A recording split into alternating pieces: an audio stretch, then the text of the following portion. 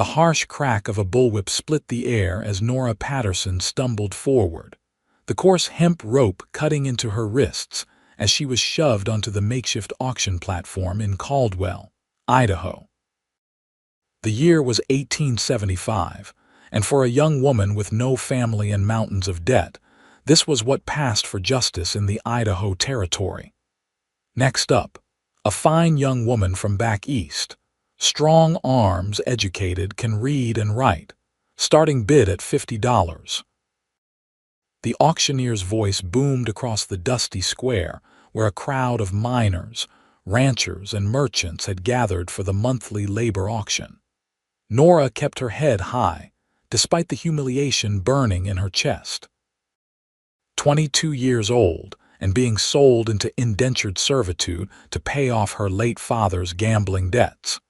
She had come west with him seeking a new start after her mother's death, only to find herself alone when pneumonia took him last winter. The debts he'd accumulated quickly surfaced, and the bank had wasted no time in exercising their right to recoup their losses. $50 for 6 months' labor. Do I hear 60? The auctioneer circled her like a predatory bird. Look at those hands. Gentlemen still soft enough for housework but strong enough for the fields. From the back of the crowd, a tall figure watched with narrowed eyes. Preston Vance leaned against a hitching post, his weathered Stetson pulled low over his brow.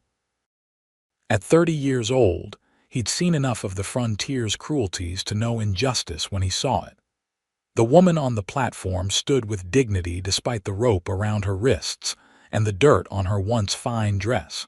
Something about her quiet defiance stirred something inside him. "I see Hargrove's interested," muttered Samuel Wilson, the local blacksmith who stood beside Preston. "God help her if that old snake wins the bid. 3 women have run away from his place in the past year alone."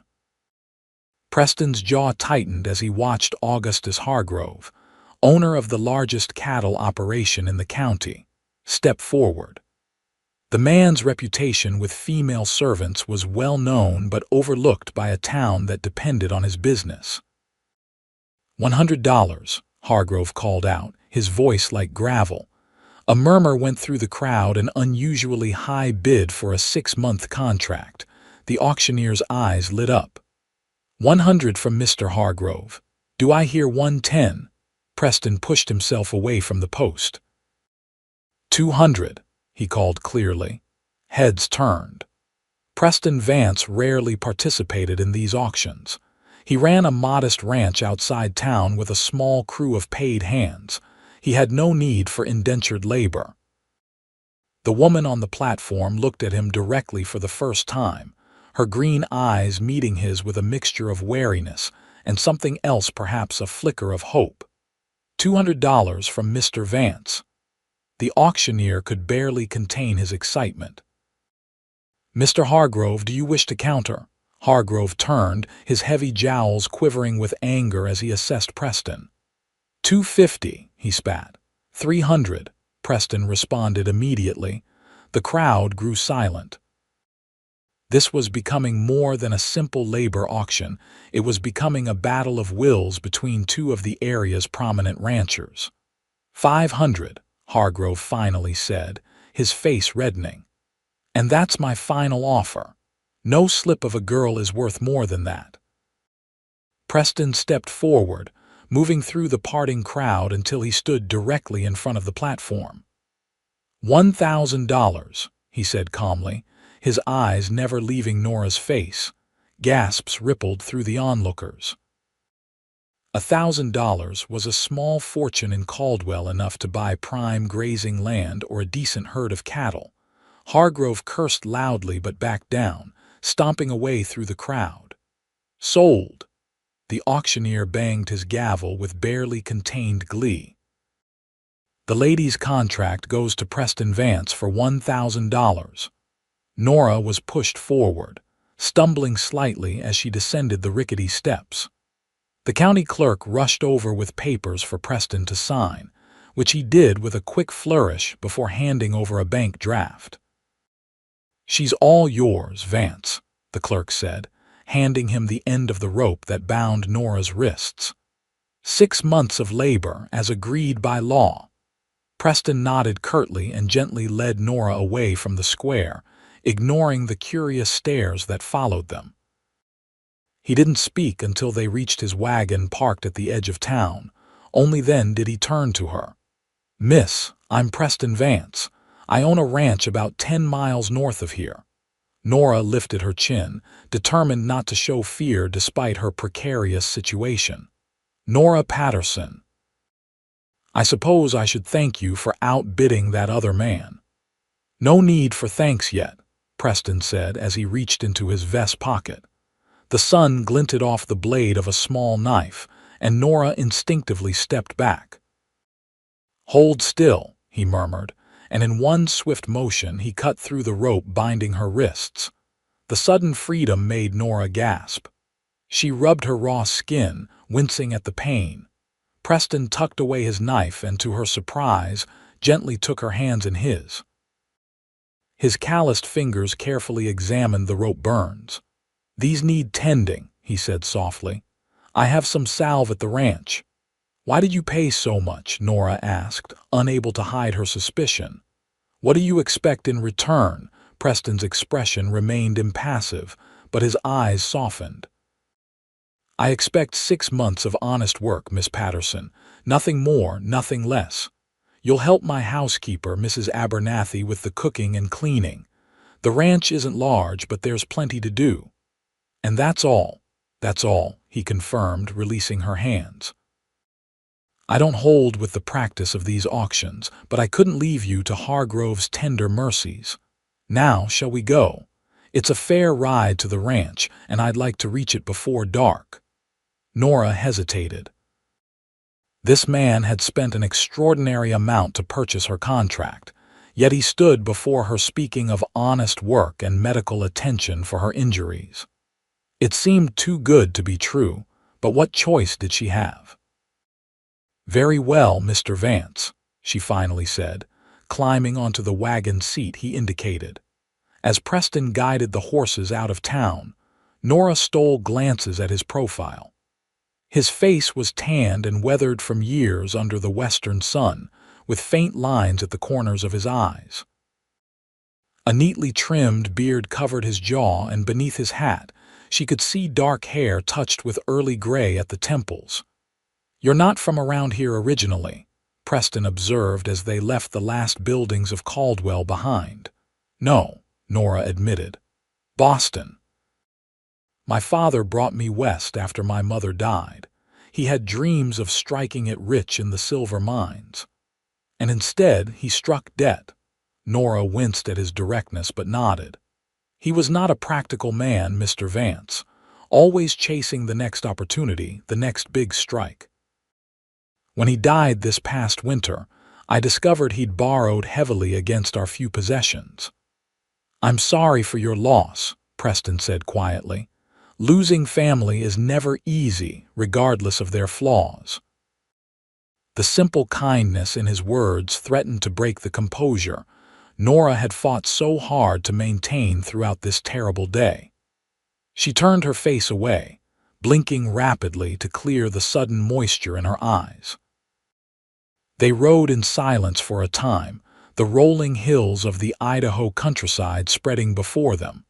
Scattered pine forests dotted the landscape, and in the distance, mountains rose blue against the sky.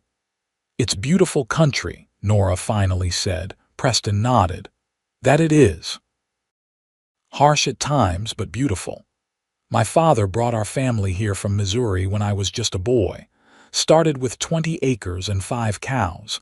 Now the ranch is 200 acres with a decent herd. You must be very proud of what you've built." "It's a living," he said simply. "Not as grand as Hargrove's spread, but every head of cattle is paid for and every hand gets fair wages." As they crested a hill, Preston pointed ahead. "There it is. Vance Ranch." Nora saw a modest but well-maintained collection of buildings nestled in a small valley.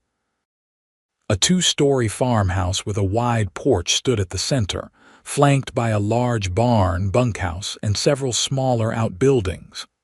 A corral held several horses, and beyond, she could see cattle grazing on the hillsides.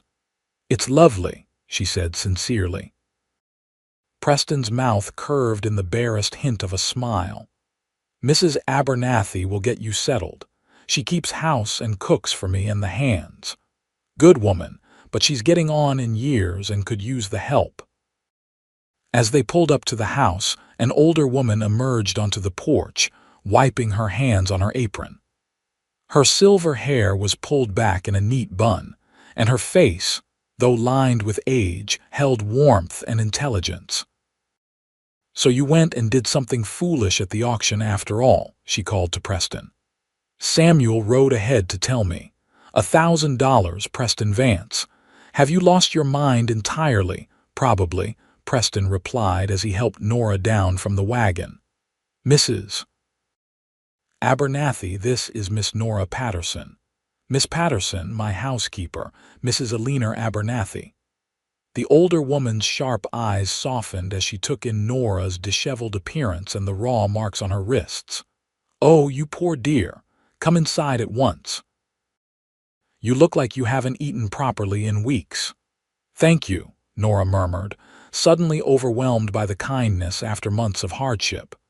"Get her settled, Mrs. Abernathy," Preston said. "I need to see to the horses and check in with the men." As he turned to leave, Nora called after him, "Mr. Vance." He paused, looking back at her questioningly. "Thank you," she said simply. Preston nodded once, then strode toward the barn, his tall figure silhouetted against the setting sun. Mrs. Abernathy led Nora into the house. "That man," she muttered. "Heart bigger than his sense sometimes. Come along, dear.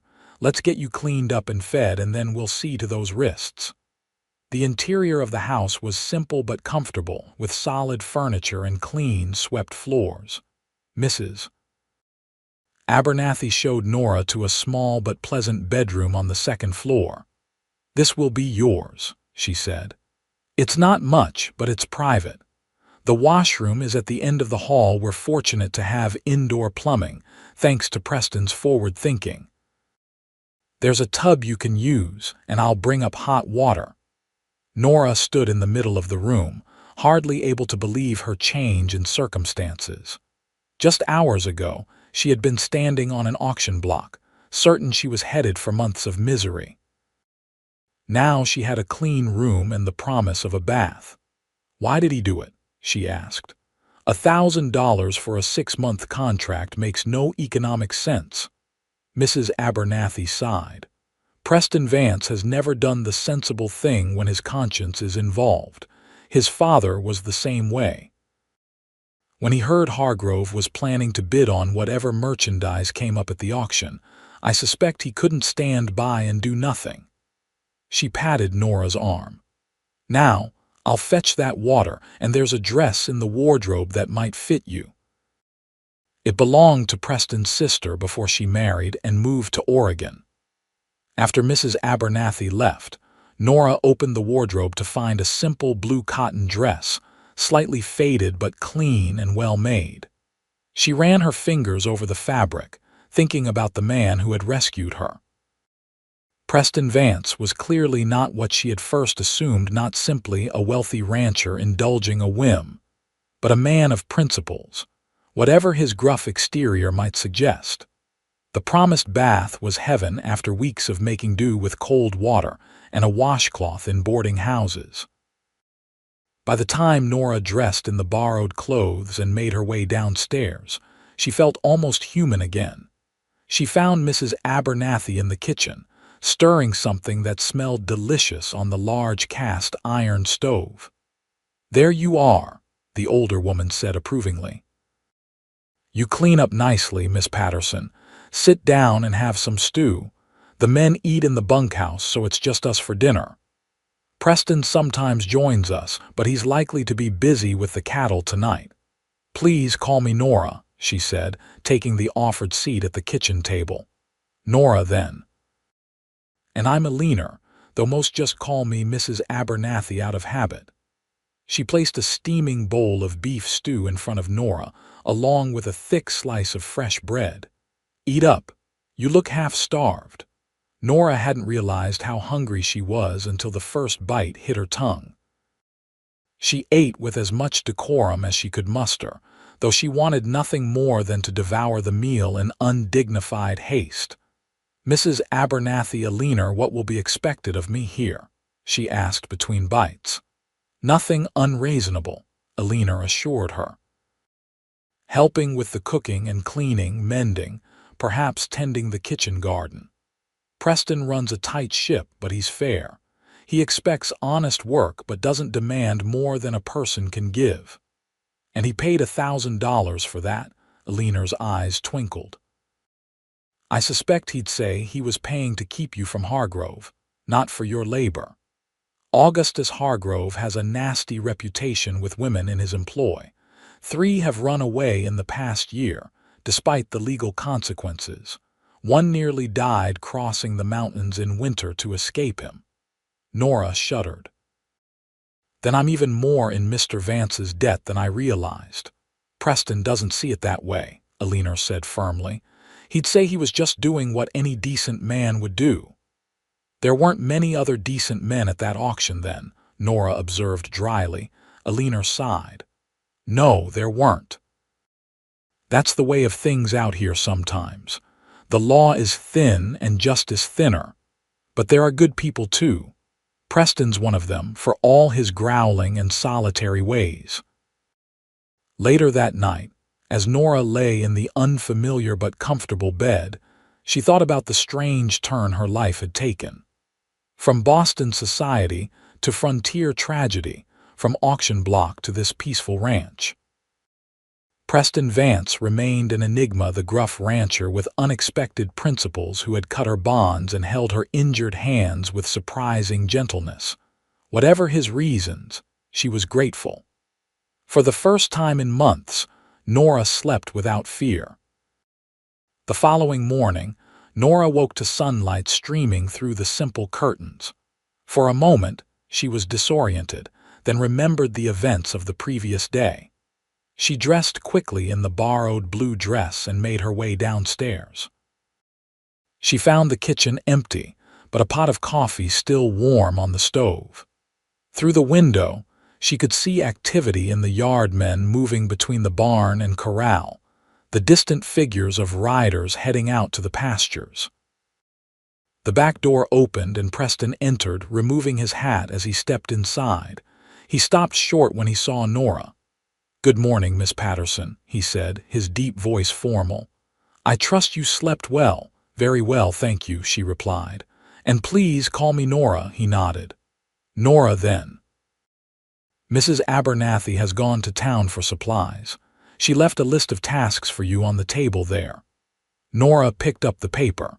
The handwriting was neat and the requests reasonable: bread to be baked, floors to be swept, linens to be washed. "This all seems straightforward enough," she said. "I'm no expert cook, but I can manage bread and basic meals. Mrs. Abernathy said you'd likely need instruction on using the wood stove. It can be temperamental. I'm a quick learner." Preston studied her for a moment, then seemed to come to a decision. "I have some salve for your wrists." "Sit down." Nora hesitated but took a seat at the kitchen table. Preston retrieved a small tin from a cupboard and pulled a chair close to hers. He opened the tin to reveal a greenish ointment that smelled of herbs. "Your wrists still look painful," he observed, taking her right hand in his. The touch was impersonal but gentle as he carefully applied the salve to the rope burns. "It's better today," Nora said, acutely aware of his calloused fingers against her skin. The bath and rest helped. Preston worked in silence, his brow furrowed in concentration. Up close, Nora could see flecks of gold in his hazel eyes and a thin scar that ran along his jawline beneath his beard. "How did you get that scar?" she asked impulsively. His hands paused momentarily. "Bar fight in boys, long time ago. You don't seem the type for bar fights." A hint of amusement crossed his face. Everyone's the type for bar fights under the right circumstances, Miss Nora. And what were your circumstances? A man was speaking poorly of a lady, he said simply, finishing with her right wrist and moving to the left. I objected. He objected to my objection. I assume you won the disagreement, eventually. His eyes met hers briefly. I was younger then, more prone to solving problems with my fists, and now I try to solve them with common sense. He finished applying the salve and released her hand. Though some would say paying $1,000 for a 6-month labor contract suggests I haven't improved much in the wisdom department. Nora flexed her wrists, feeling the soothing effect of the ointment. I'm curious about that myself, Mrs. Abernathy suggested it was to keep me from Mr. Hargrove. Partly, Preston acknowledged, replacing the lid on the tin. Hargrove's treatment of women in his employ is not something I could stand by and allow if I had the means to prevent it. And the other part. Preston stood, returning the tin to the cupboard. The other part is my business, Miss Patterson. The formality was back, and Nora realized she had pushed too far. This man had saved her from a terrible fate, but that didn't entitle her to his private thoughts. Of course, she said quickly. Forgive my impertinence. Preston's expression softened slightly. There's nothing to forgive. You have every right to question your situation. He reached for his hat. I'll be working with the North Herd today. Lunch for the hands is usually at noon. Mrs. Abernathy should be back by then. But if not, there's stew left from last night that can be reheated. With that, he was gone, leaving Nora to contemplate the complex man who now controlled her immediate future. She turned to the list Mrs. Abernathy had left and set to work. The morning passed quickly as she familiarized herself with the kitchen, tackled the bread making, and began the laundry. The work was honest and straightforward, so different from the uncertainties of the past months. Around mid-morning, as Nora was hanging sheets on the line behind the house, a rider approached from the direction of town. She shaded her eyes, watching as the figure drew closer, eventually recognizing Mrs. Abernathy's erect posture atop a steady brown mare.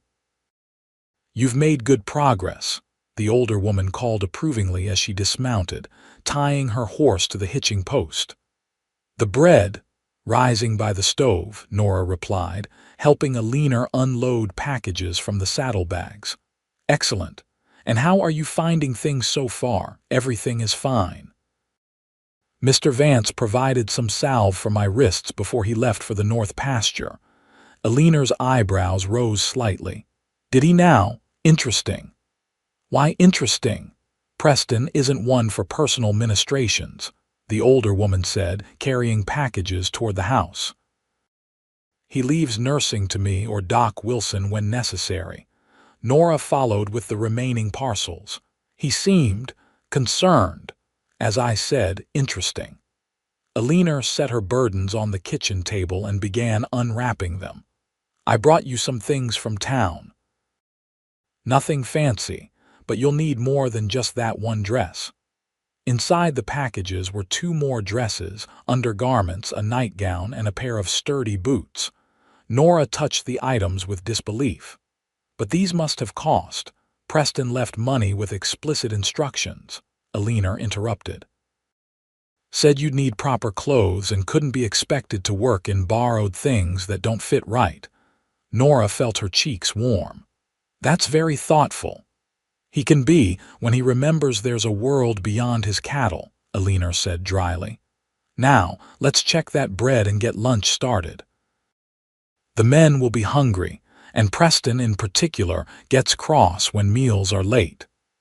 As they worked together in the kitchen, Aliner told Nora more about the ranch and its operations. Preston had inherited the place from his father 10 years earlier and had steadily expanded it, focusing on quality breeding stock rather than sheer numbers. He employed 4 permanent hands and hired extras during roundup and branding. What about his family? Nora asked as she sliced freshly baked bread. You mentioned a sister in Oregon, Priscilla. Yes. Married a shopkeeper in Portland 5 years ago. Their mother died when Preston was 18 consumption, and their father raised them alone until his heart gave out. Preston was 28 then, already running most of the ranch operations anyway. No wife? Nora asked, then immediately felt forward for asking. Eleanor gave her a knowing look. There was a girl once before I came to work here, Margaret something or other, daughter of a banker in Boise. The story goes she agreed to marry Preston, then changed her mind when a better prospect appeared. Ran off with some mining investor heading to California. That's terrible. Men have survived worse heartbreaks, Eleanor said matter-of-factly, but Preston's kept mostly to himself since then. Focuses on the ranch. Some in town think he's become a hermit, but he's just particular about his company. The sound of men's voices outside announced the arrival of the ranch hands for lunch. They filtered into the kitchen in twos, and threes, 4 men ranging in age from a youngster, barely out of his teens, to a weathered older man with a pronounced limp. Eleanor made the introductions. Samuel Wilson, the blacksmith Nora had seen in town, who apparently split his time between his shop in Caldwell and the ranch. Joshua Cooper, the oldest at around 60, who served as foreman. Young Timothy Hayes, who couldn't quite meet Nora's eyes without blushing. And Diego Mendez, a skilled horseman from a prominent California ranching family who had come north seeking his own path.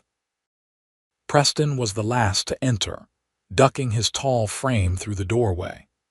His eyes found Nora immediately, noting the new dress she wore, but he made no comment as he took his place at the head of the table. The meal was simple but hearty stew, fresh bread, and apple pie that Eleanor had purchased in town. The conversation flowed easily among the men, discussing cattle, the weather, and local news. Nora remained quiet, observing the dynamics. Preston spoke little but was clearly respected by his men, who frequently looked to him for confirmation or decisions. After lunch, the men returned to their work, and Nora helped Eleanor clean up the kitchen. You did well, the older woman remarked. The bread was excellent for a first attempt with that temperamental oven. Thank you, Nora said.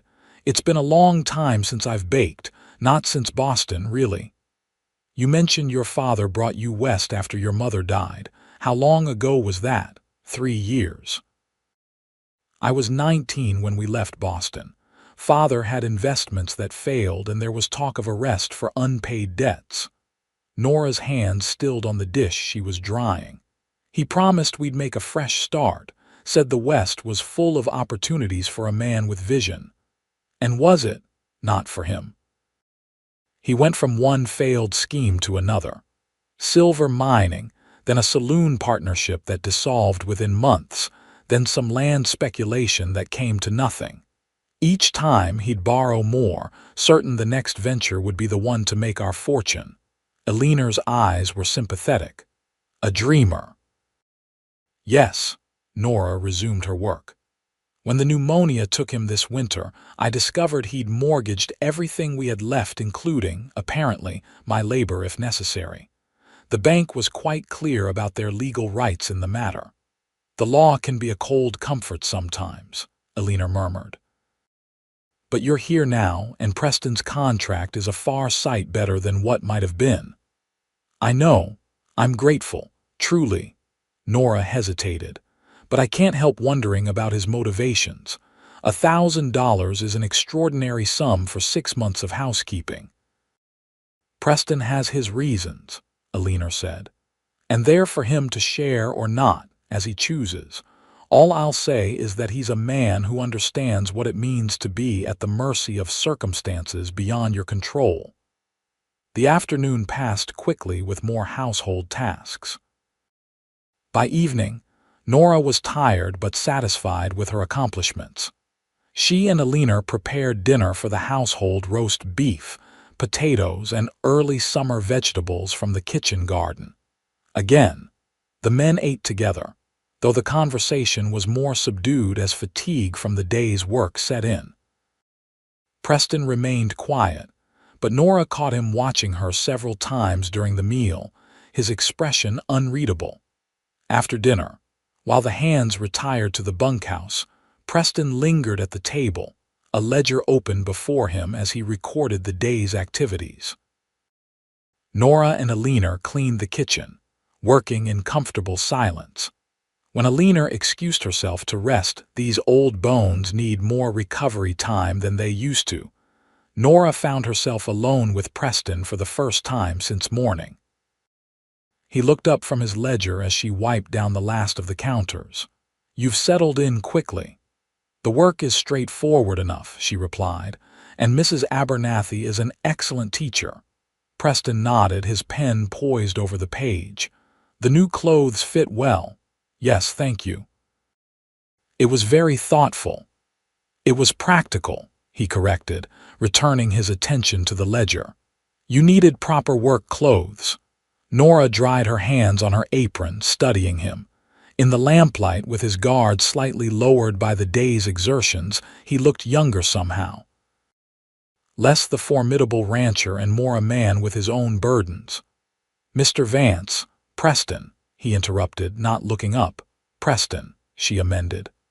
"I want you to know that I understand the magnitude of what you did yesterday. $1,000 it's a fortune to someone like me." He set down his pen and met her gaze directly. "It's a significant sum to me as well, Miss Patterson. I'm not a wealthy man by any stretch." "Then why?" Preston was silent for a long moment. "Because some things matter more than money," he finally said. "Because I saw a woman being treated as property when she deserved to be treated as a person. Because I have the means, however limited, to right a wrong when I see it." His voice grew quieter. "And because I know what it is to be at the mercy of others who hold your future in their hands." Before Nora could respond, he closed his ledger decisively. "It's been a long day. You should rest. Tomorrow will bring its own work." It was a dismissal, gentle but firm. Nora recognized that whatever window into his thoughts had briefly opened was now closed again. "Good night, then," she said softly, "and thank you again, Preston." His name felt foreign on her tongue, intimate somehow despite its formality. He nodded once, his eyes holding hers for a heartbeat longer than necessary. "Good night, Nora." As she climbed the stairs to her room, Nora found herself reflecting on the complex man whose roof now sheltered her. Preston Vance was not at all what she had initially assumed, neither the impulsive do-gooder nor the calculating businessman. He was something else entirely. A man guided by principles that seemed to run deeper than the conventional morality of the town, or the pragmatism of frontier survival. And despite her best intentions to maintain emotional distance during her time of servitude, Nora found herself increasingly curious about the quiet rancher with the unexpected depth.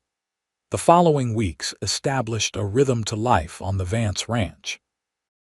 Nora rose early each day to help Alina prepare breakfast for the household. Mornings were filled with baking, cleaning, and laundry, while afternoons might include mending, preserving fruits and vegetables from the kitchen garden, or other household tasks. Preston was often absent during daylight hours, working with his men on the endless tasks that kept a cattle ranch functioning, mending fences, moving herds to fresh pasture, treating sick animals, and the myriad other responsibilities of a rancher. When their paths did cross, their interactions remained cordial but brief, as if both were cautious about venturing beyond the safety of their established roles. Yet Nora began to notice small changes. Preston would sometimes bring wildflowers he'd picked on the range, ostensibly for the table, but delivered to the kitchen when Nora was working there alone. He started taking his evening coffee on the porch after dinner, at just the time when Nora had developed the habit of stepping outside for fresh air before bed. These moments, brief though they were, gradually became less strained. They would talk of simple things: the weather, the progress of the garden, news from town. Occasionally, Preston would share stories of his early days on the ranch or ask Nora about her life in Boston. One evening in late June, about a month after Nora's arrival, she found Preston already on the porch when she stepped outside. He stood at the railing, looking out at the mountains gilded by the setting sun. "It's beautiful here," Nora said, coming to stand beside him. "I never imagined Idaho would have such lovely landscapes." "Most people don't," Preston replied. "They think of it as just wilderness to be passed through on the way to Oregon or California, but it has its own kind of beauty." "Is that why you stayed, when your sister went to Oregon?" Preston considered the question. "Partly. This land gets in your blood after a while, but mostly this was my father's dream. He built something here from nothing. I couldn't walk away from that. You honor his memory by continuing his work." "I try to." He glanced at her. "What about you? What were your dreams before circumstances intervened?" The question caught Nora off guard. No one had asked about her hopes in a very long time. "I wanted to be a teacher," she admitted. "In Boston, I had nearly completed my training at a women's college when Mother fell ill. After her death and our financial troubles, that path closed to me." "You're well educated then." "Reasonably so. Father believed in education for women, whatever his other failings."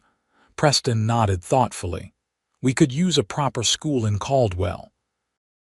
The closest one is 20 miles away in Boise, and most families can't spare their children for the journey."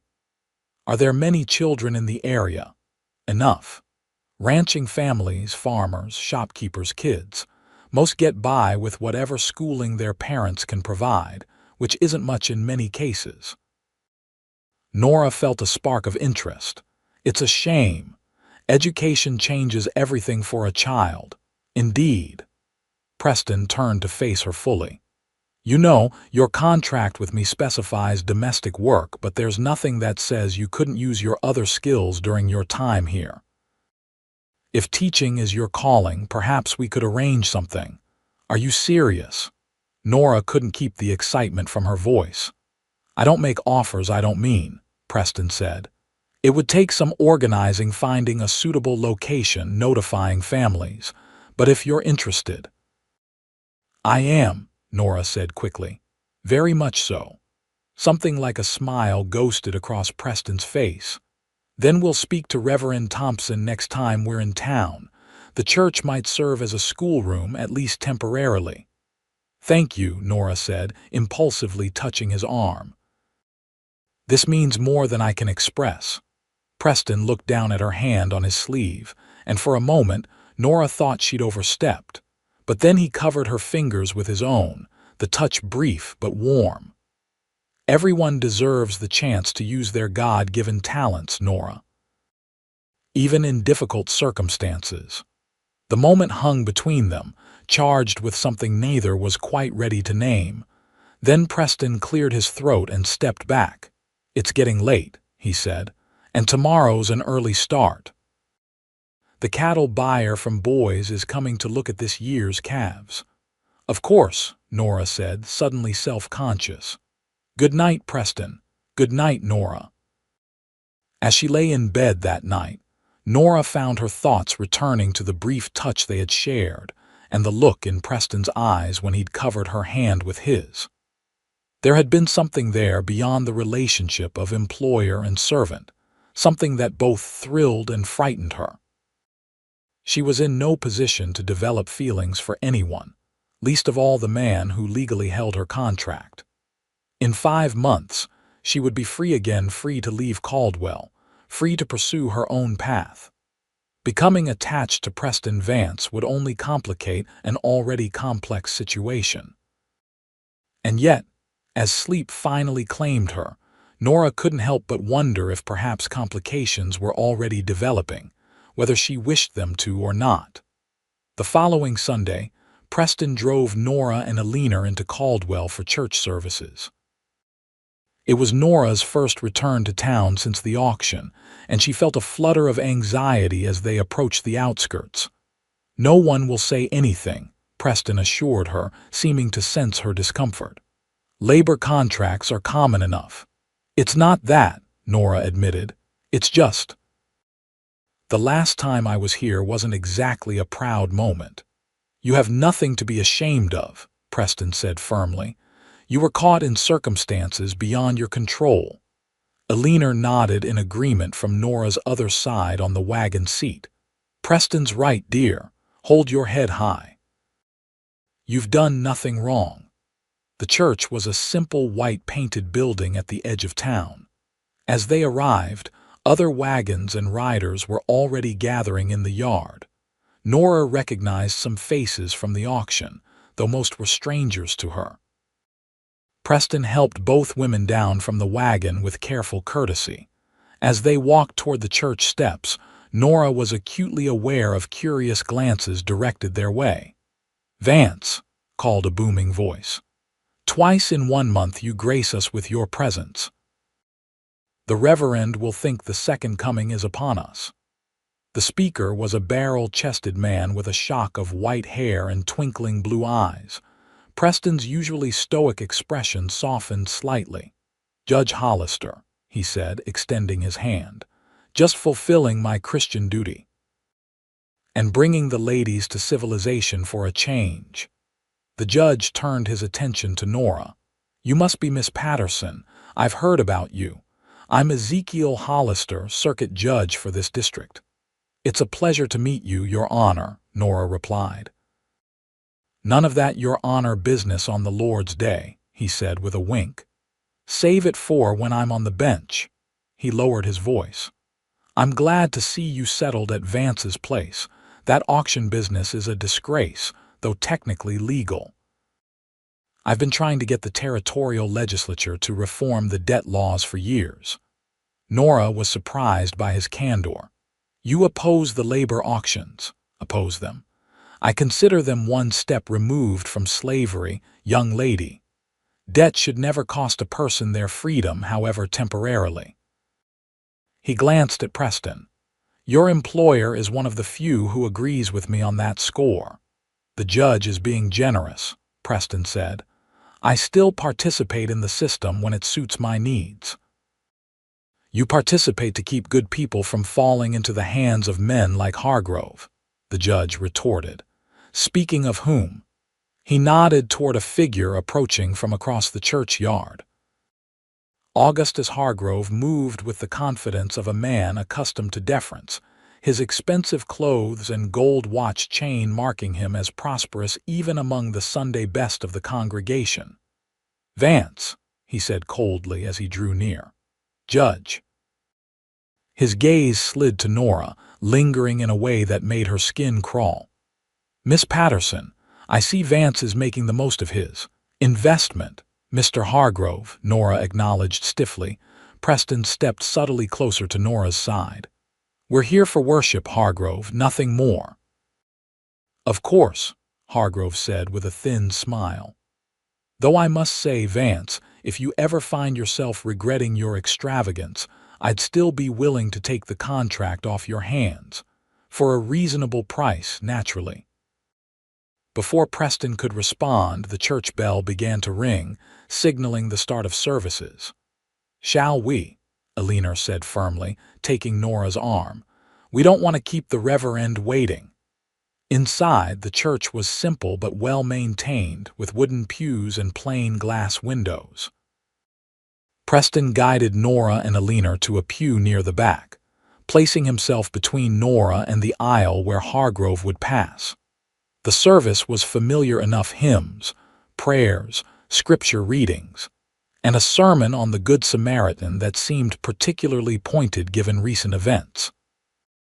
Throughout, Nora was conscious of Preston beside her, his deep voice joining in the hymns, his tall frame relaxed yet somehow protective. After the service, Preston introduced Nora to Reverend Thompson, a thin, earnest man in his 40s. Nora was trained as a teacher back east, Preston explained. We've been discussing the possibility of starting a small school for the children in the area. The Reverend's face lit up. What a wonderful idea. We've needed a proper teacher for years. The church would be available during the week, of course.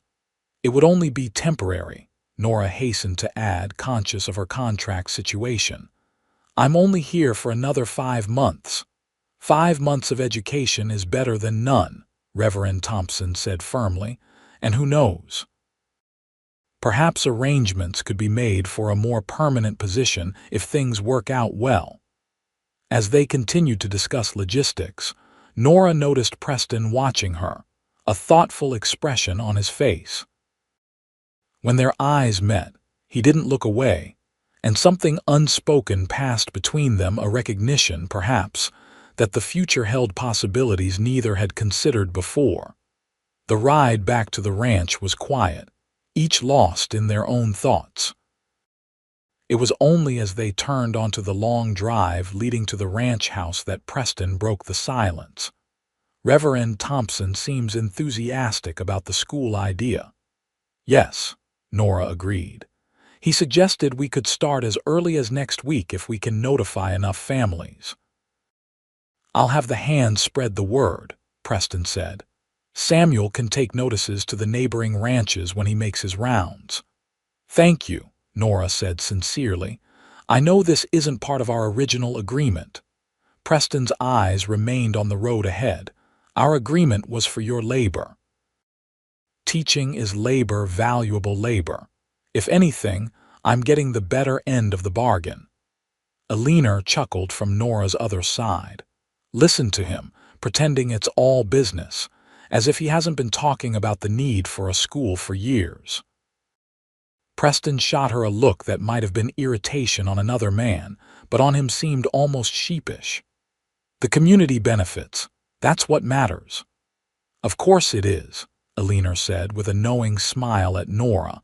By the following Sunday, word of the new school had spread throughout the area.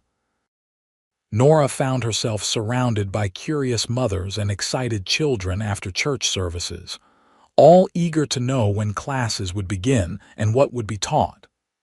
We'll start with reading, writing, and arithmetic, she explained to Mrs. Wilson, the blacksmith's wife. As the students progress, we can add history, geography, and natural philosophy.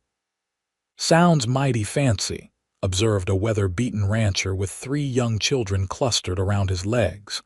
But I reckon my young'uns could use some book learning. Can't all be cowhands forever. Exactly, Mr. Foster, Nora agreed. Education opens doors to many possibilities. As the crowd dispersed, Nora found herself face to face with Augustus Hargrove and a young woman who clung to his arm with a proprietary air. Miss Patterson, Hargrove said with a cold smile. Playing the schoolmarm now, I see. Vance must be more generous with his indentured servants than I would be. The woman beside him tittered. Really, Augustus, you mustn't call her that. Employee is the polite term, isn't it? Nora forced herself to remain composed. Mr. Hargrove. I don't believe we've been introduced, miss. Mrs. Hargrove, actually, the woman corrected with obvious satisfaction. Vivian Hargrove. Augustus and I were married last month in Boys. Congratulations, Nora said politely. Hargrove's smile didn't reach his eyes. Thank you. Vivian's father is a banking associate of mine. A very advantageous connection. His gaze slid past Nora to where Preston was speaking with Judge Hollister. Though I must say, watching Vance parade you around town makes me wonder if he has similar plans. Contract wives are becoming quite the fashion, I hear. Augustus, Vivian gasped, though her scandalized tone was belied by the gleam of malicious interest in her eyes. Nora felt her cheeks burn with anger and embarrassment. My relationship with Mr. Vance is strictly professional, Mrs. Hargrove, and if you'll excuse me, I should join him and Mrs. Abernathy. We have a long ride home." As she turned to leave, Hargrove caught her arm. "Just remember, Miss Patterson, when your contract expires, you'll need new employment. My offer stands. I could always use another household manager." Preston appeared at Nora's side as if summoned by some sixth sense. "Is there a problem here?" he asked, his voice deceptively mild. Hargrove released Nora's arm immediately. "Not at all. Just exchanging pleasantries with the town's new teacher." "Then you won't mind if we take our leave," Preston said, offering Nora his arm. "We have preparations to make for tomorrow's classes." As they walked away, Nora could feel Hargrove's eyes on her back. "Thank you," she murmured. He was being unpleasant. "Hargrove doesn't know any other way to be," Preston replied, his jaw tight. "What did he say to upset you?" Nora hesitated, unwilling to repeat the insinuations. "Nothing worth repeating, just trying to make me uncomfortable." Preston studied her face. "If he ever makes you feel unsafe, I need to know immediately. Understand?" The protective edge in his voice sent an unexpected warmth through Nora. "I understand, but I can handle men like Augustus Hargrove." "I don't doubt it," Preston said, his expression softening slightly. "But you shouldn't have to handle them alone." The school opened the following day with 12 students ranging in age from 6 to 15. Nora quickly established routines and assessed her pupils' varying levels of knowledge. Some could barely recognize letters, while others had a solid foundation from parents or previous schooling in the East. Preston arranged for her to be driven to town each morning and picked up after classes ended at 3. Often, he would come himself, timing his business in Caldwell to coincide with the end of the school day. One afternoon in mid-July, after a particularly challenging day with her students, Nora emerged from the church to find Preston waiting with the wagon. "Difficult day?" he asked, noting her weary expression as he helped her up to the seat. "Challenging," she admitted. Young Billy Foster decided to put a garter snake in Mary Wilson's desk. The resulting chaos set us back an entire arithmetic lesson. Preston's mouth twitched. "Sounds like something I might have done at that age." "Somehow that doesn't surprise me," Nora said with a smile. "Were you a troublemaker, Mr. Vance?" "The worst, according to my father. Though Priscilla was no angel either, for all her ladylike ways now." As they drove through town, Preston slowed the wagon. "I have a proposal," he said. "The students need books if they are to progress properly. I thought we might visit the general store and see what Mr. Jenkins has available." Nora brightened at the suggestion. "That would be wonderful. I've been making do with the few books families have provided, but it's not nearly enough." The general store was a large establishment that seemed to stock everything from farm implements to fabric. Mr. Jenkins, a round man with spectacles perched on his nose, greeted them warmly. "Mr. Vance, Miss Patterson, what can I do for you today?" "We're looking for schoolbooks," Preston explained. "Readers, arithmetic texts, perhaps some history volumes if you have them." Mr. Jenkins rubbed his hands together. "As a matter of fact, I received a shipment from St. Louis just last week. Follow me." He led them to a corner where several shelves held a modest selection of books. Nora eagerly examined the offerings, selecting McGuffey readers, basic arithmetic texts, a geography, and several volumes of history and natural science. "These would be perfect," she said, looking up at Preston, "but they're quite expensive." "Add them to my account, Jenkins," Preston said decisively, "and order more of whatever Miss Patterson recommends for the next shipment." "Are you certain?" Nora asked quietly. "This is a significant expense." Preston's eyes held her steadily. "Education is an investment in the future, Nora. These children deserve the best start we can give them." Something in his gaze made Nora's heart beat faster. There it was again, that connection that seemed to be growing between them, despite all the reasons it shouldn't. Mr. Jenkins cleared his throat, breaking the moment. Will there be anything else today? We just got in some lovely ribbon that might interest you, Miss Patterson.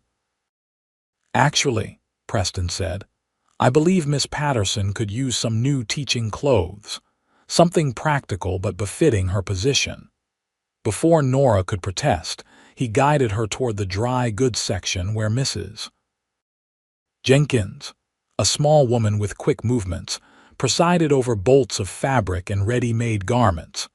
An hour later, they left the store with books, 2 new dresses, a smart shawl, and various other items Preston had insisted on purchasing despite Nora's protests. You're being far too generous, she said as he loaded their purchases into the wagon. I can't possibly repay all this. It's not about repayment, Preston said, helping her onto the seat. Consider it an investment in Caldwell's education, even the dresses and ribbons. A hint of color touched Preston's tan cheeks.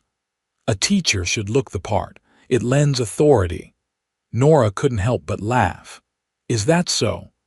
And I suppose the blue ribbon exactly matching my eyes was also for professional authority. Preston's mouth quirked in a rare, full smile. You caught me. Perhaps I wanted to see you in something besides Mrs. Abernathy's practical browns and grays. The frank admission surprised them both. Preston cleared his throat and turned his attention to the horses, while Nora felt warmth spread across her face. The ride home was quieter, but the silence was comfortable rather than strained.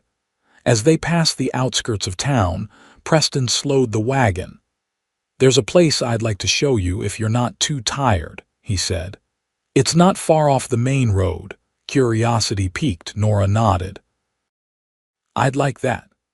Preston turned the wagon onto a smaller track that wound through a stand of pines. After about half a mile, the trees opened to reveal a small, clear lake nestled at the base of a hillside. The late afternoon sun turned the water to gold, and wildflowers dotted the grassy shore.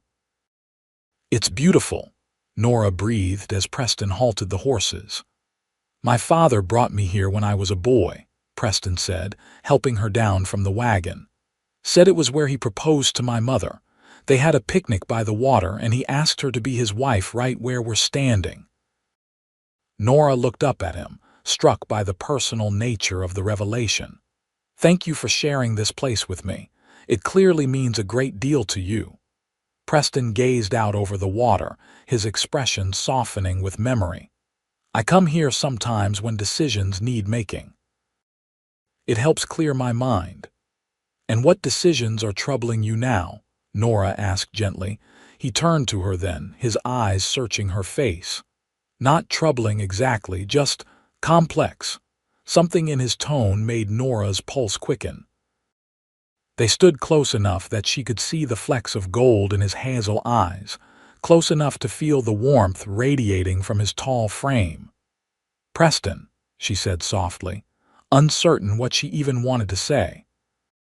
He reached out slowly, giving her every chance to step away, and tucked a strand of hair behind her ear. His fingers lingered against her cheek, and Nora found herself leaning into the touch. This is a complication neither of us needs, he murmured, his voice rough. Yes, she agreed, even as she stepped closer to him. A terrible complication. Preston's hand cupped her cheek fully now. You'll be free in 4 months, free to go wherever you choose, build whatever life you want. I know. And I have no right to ask you to consider any other future. Not while I hold your contract. Nora covered his hand with her own. What if I'm already considering other futures? Futures I never imagined when I arrived in Caldwell. For a long moment, they stood frozen in possibility, the air between them charged with unspoken feelings. Then Preston stepped back, though his eyes never left hers. 4 months, he said quietly. When your contract ends, if you still feel, whatever this is between us, then we can talk about futures. But until then, I won't take advantage of your position. Nora understood his reasoning, respected his principles, even as frustration coursed through her. "And if I disagree with your noble stance," a smile touched Preston's lips, "then I'd say you're as stubborn as I am, Miss Patterson, but my mind is made up on this." She sighed, recognizing the resolve in his expression. "Very well, Mr. Vance. We'll revisit this conversation in 4 months. Thank you." He offered his arm to escort her back to the wagon. "Though I reserve the right to continue purchasing blue ribbons that match your eyes in the meantime." Nora laughed despite herself. "I suppose I can allow that much." As they rode back to the ranch in the gathering dusk, Nora thought about the man beside her and the unexpected turn her life had taken. 4 months suddenly seemed both an eternity and not nearly enough time to decide what she truly wanted for her future. Summer progressed into August, bringing scorching days and the bustle of harvest preparations. The school continued to thrive, with 3 more students joining as word spread of Nora's teaching abilities. On the ranch, every hand was busy with the hay cutting and storing that would see the cattle through the winter. Nora's days fell into a pleasant rhythm teaching during the week, helping Alina with household tasks in the evenings and on weekends. Her relationship with Preston remained cordial but carefully circumscribed, both of them honoring the boundary he had established at the lake. Yet there were moments a lingering glance across the dinner table, his hand steadying her as she stepped down from the wagon, the books on poetry and science that began appearing on her bedside table that spoke of feelings running deeper than either would openly acknowledge. One Saturday in late August, Preston announced at breakfast that they would all be attending a gathering at Judge Hollister's ranch that evening. "A gathering?" Nora asked, surprised. "What kind of gathering?" "The judge hosts a summer social every year," Alina explained. "Dancing, food, music. It's quite the event for the county. Everyone of note will be there," Preston added, "including several families from your school. The judge specifically requested your presence." "But I have nothing suitable to wear to such an occasion," Nora protested. Preston and Alina exchanged a glance. "Actually," Alina said with a smile, "we may have anticipated that concern." She left the kitchen and returned moments later with a large box tied with string. "This arrived with the supplies yesterday. Preston thought you might need it." Nora opened the package to find a beautiful dress of deep blue silk, far finer than anything she had worn since leaving Boston. Beneath it lay matching shoes, gloves, and a delicate shawl. "This is too much," she said, looking up at Preston in astonishment. "Far too extravagant for a respected teacher and member of this household," Preston finished firmly. "The judge's gatherings are formal affairs. You should be dressed appropriately." "Thank you," Nora said softly, touching the fine fabric. "It's beautiful." Preston nodded, a hint of color touching his cheekbones above his beard. "Alina helped with the selection. I merely provided the funds." "And specific instructions about the color," Alina added with a knowing smile. "Something about matching certain eyes, if I recall correctly." Preston cleared his throat. "Yes, well, we'll leave at 6 this evening. The drive to the judge's ranch takes about an hour." As he strode from the kitchen, Nora caught Alina's eye and they both burst into laughter. "That man," Alina said, shaking her head fondly. "For someone so direct about most things, he certainly takes a roundabout approach to matters of the heart. We've agreed to wait until my contract ends before discussing personal matters," Nora explained. "Ah, that explains it. Preston and his principles." Alina patted Nora's hand. "Well, principles are all very fine, but there's no rule against looking your best in the meantime. Let's see about doing something special with your hair for tonight." By the time they departed for the judge's ranch, Nora hardly recognized herself. Alina had arranged her hair in an elegant style, with soft curls framing her face and the rest swept up with pearl-tipped pins borrowed from Alina's own treasured collection. The blue dress fit perfectly, enhancing her figure without being improper, and the matching shoes and gloves completed the transformation. When she descended the stairs, Preston was waiting in the front hallway. He turned at the sound of her footsteps and went completely still, his eyes widening as he took in her appearance. "You look." He began, then seemed to lose his train of thought. "Presentable," Nora suggested with a small smile. "Beautiful," he finished quietly. "Absolutely beautiful." The simple honesty in his voice brought warmth to Nora's cheeks. "Thank you, and thank you again for the dress. It's finer than anything I've owned in years." "It suits you," Preston said, offering his arm. "Shall we? Alina is already in the wagon."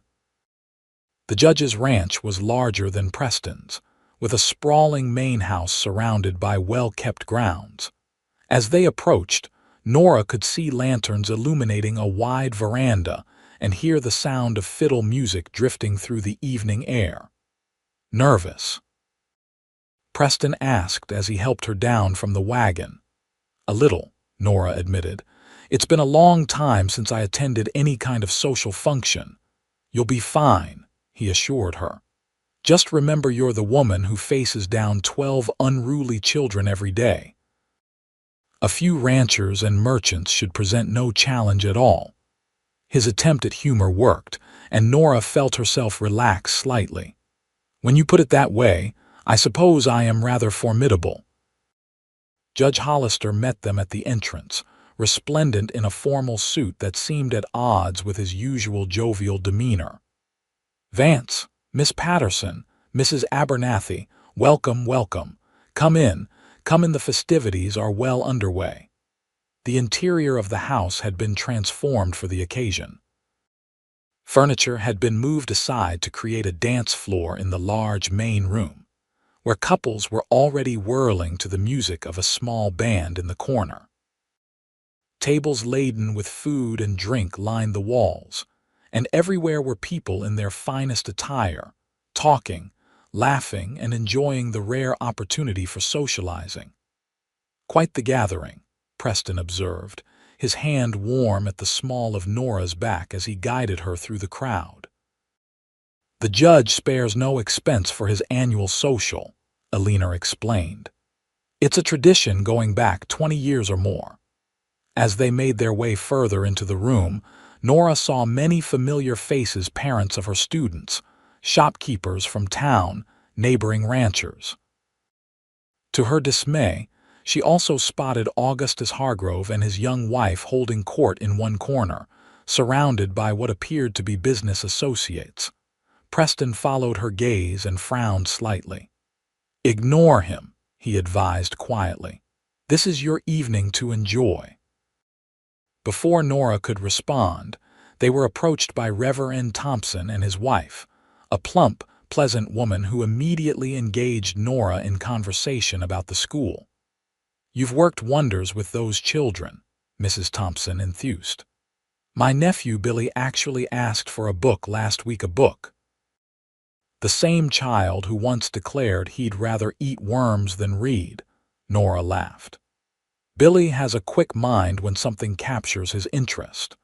We've been studying natural sciences, and he's particularly fascinated by geology."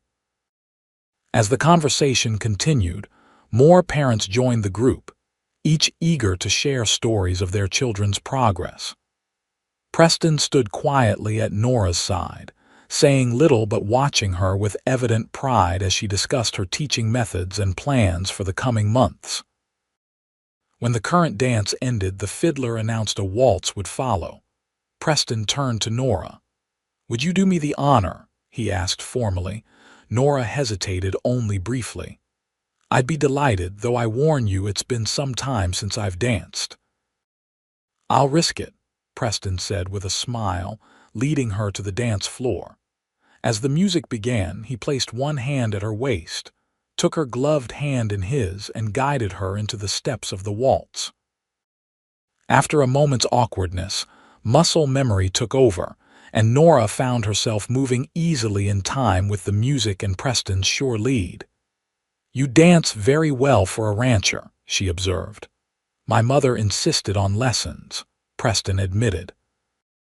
"Said no son of hers would clump around a dance floor like a bear with sore paws. A wise woman, your mother." "She was," he agreed, his expression softening with memory. "She would have liked you, I think." The simple statement carried weight beyond its words, and Nora felt her heart quicken. "I'm sure I would have liked her as well." They continued dancing, their steps perfectly matched as they moved among the other couples. Nora was acutely aware of Preston's hand at her waist, the warmth of his palm against hers, the way his eyes never left her face. For those few minutes, the complications of their situation, her contract, her uncertain future, the propriety of their growing feelings seemed to fade away.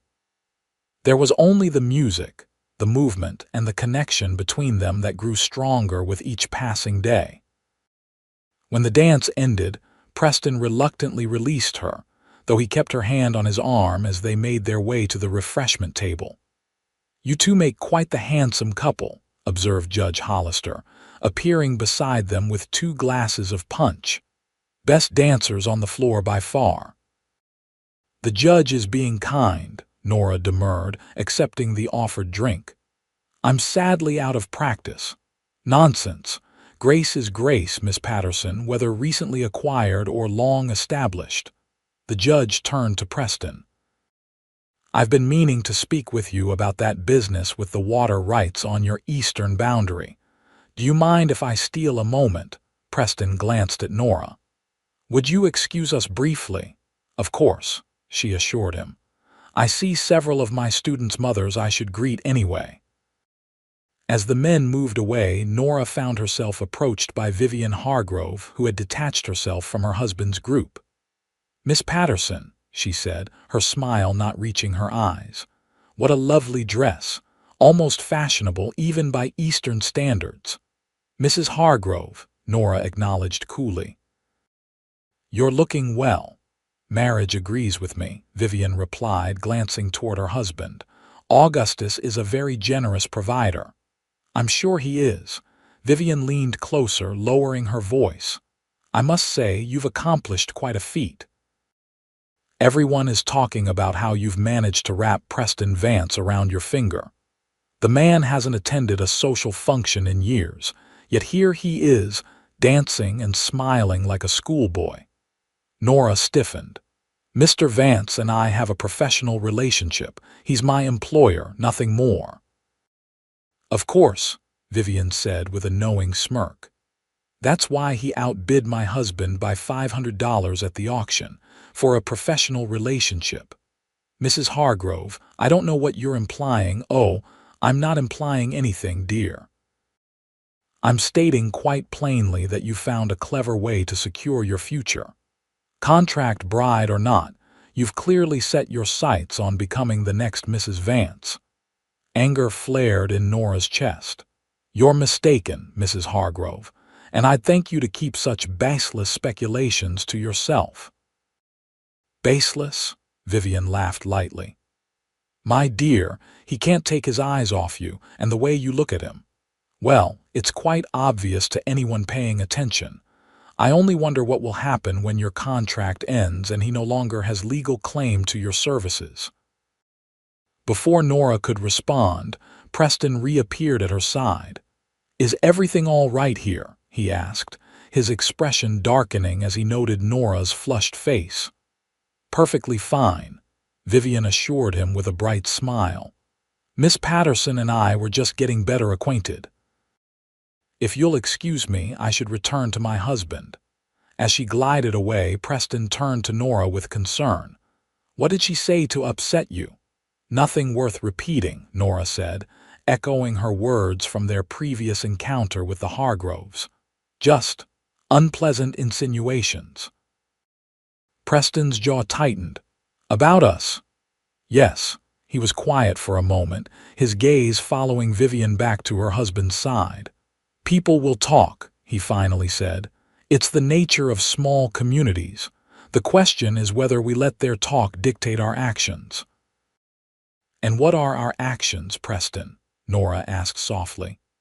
We dance around each other quite literally tonight, but we've agreed not to speak of what lies between us until my contract ends. Meanwhile, others are drawing their own conclusions. Preston looked down at her, his expression troubled. Would you prefer we maintain more distance? No, Nora said immediately, surprising herself with her vehemence. No, that's not what I want at all. Relief flickered in his eyes. Good, because I'm not sure I could abide by such a request even if propriety demands it. The naked honesty in his voice sent warmth spreading through Nora's chest. Before she could respond, however, the music changed to a lively reel, and several of her students rushed over to pull her into the dance. Miss Patterson, you have to join us. Young Mary Wilson insisted, tugging at her hand. Pa says it's a Virginia reel and everyone can dance it. Laughing, Nora allowed herself to be led away, casting an apologetic glance at Preston over her shoulder. He smiled and nodded, content to watch as she joined the line of dancers. The remainder of the evening passed pleasantly, with more dancing, conversation, and even a brief singing performance by the Reverend's wife, who possessed a surprisingly fine soprano voice. Throughout, Nora was aware of Preston's steady presence, sometimes at her side, sometimes across the room in conversation with other men, but always with his attention returning to her like a compass finding north. It was late when they finally took their leave, thanking Judge Hollister for his hospitality. The night had grown cool, and Preston wrapped a blanket around Nora's shoulders as they settled in the wagon for the drive home. Did you enjoy yourself? He asked as they pulled away from the judge's ranch. Very much, Nora replied truthfully. It was a wonderful evening. Alina, seated on Nora's other side, nodded in agreement. Best social in years. The judge outdid himself with the refreshments. They rode in companionable silence for a time, the only sounds the steady clop of the horses' hooves and the creaking of the wagon wheels. Alina eventually dozed off, her head nodding against Nora's shoulder. Poor thing, Nora murmured. She's exhausted. She insisted on coming, Preston said. Said she wouldn't miss seeing you enjoy your first proper social occasion under her watch. She's been very kind to me. You both have. Preston's eyes remained on the road ahead. It's not kindness, Nora, at least not only kindness.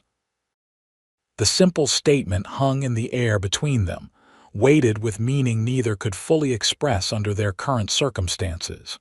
3 months, Nora said quietly, mindful of Alina's sleeping form beside her. 3 months until my contract ends. 3 months, Preston agreed. And then we'll talk. Properly talk about possibilities. Yes, Nora said, her heart lightening at the promise in his words. Possibilities. As August gave way to September, the rhythm of ranch life shifted with the changing season. Preparations for winter became more urgent: hay to be stored, late vegetables to be harvested and preserved, repairs to be completed before the first snows. The school continued to thrive, with Nora's students making remarkable progress. Word of her teaching abilities spread beyond Caldwell, bringing families from as far as 10 miles away seeking education for their children. One crisp Saturday morning in mid-September, Preston found Nora in the kitchen garden, harvesting the last of the summer tomatoes. He watched for a moment, admiring the picture she made in the golden autumn light, before clearing his throat to announce his presence. You've become quite the gardener, he observed as she looked up. Alina says you have a natural touch with growing things. Nora smiled, brushing a strand of hair from her forehead with the back of her wrist. I find I enjoy it. There's something satisfying about nurturing plants from seed to harvest.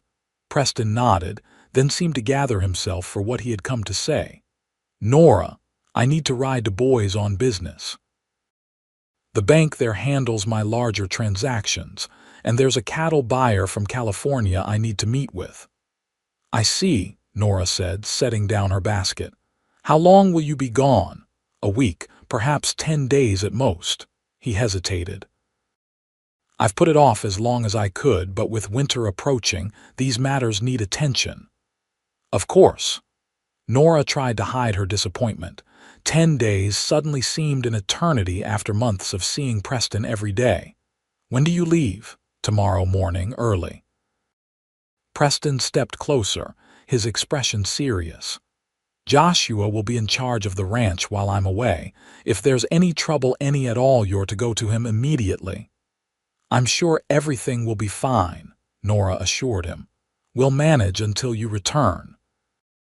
Preston nodded, though he still looked troubled. I've also asked Samuel to check in daily. He'll bring you to and from school as usual.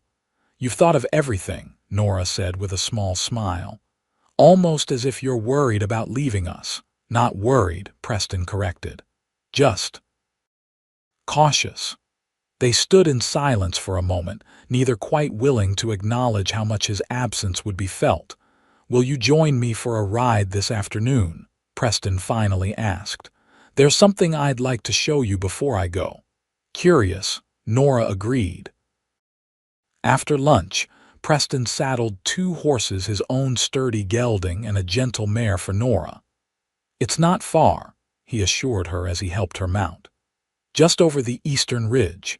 They rode in comfortable silence, Nora enjoying the crisp autumn air and the changing colors of the landscape.